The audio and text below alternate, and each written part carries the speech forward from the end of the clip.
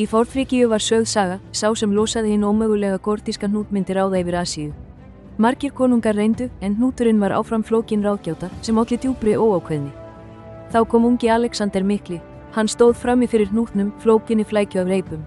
Hershöfðingjar hans fylgdust með og bjuggust við að hann myndi streitast við. Alexander flýtti sér ekki. Hann skoðaði hnútinn ekki sem marga þræði, heldur sem eitt vandamál. Hann sá gremju annara. Skyndilega, með snöggri hreyfingu, dró hann sverðið sitt.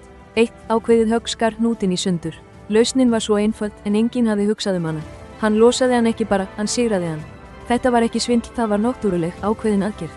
Stundum til að sigrast á óákveðni, ekki losa vandamál bút fyrir bút. Finndu djörfa, nýja leið. Ekki festast í greiningarlömun. Treystu innsæi þínu, taktu ákveðið skref og framkvæmdu. Lausn þín gæti verið einfaldari en þú heldur. Djörf ákvörðun Alexanders hefur veitt þér innblástur til að sigrast á óákveðni á náttúrulegan hátt, gerast áskrifandi að Íselandi hefur fyrir fleiri góðsagnakendar sögur.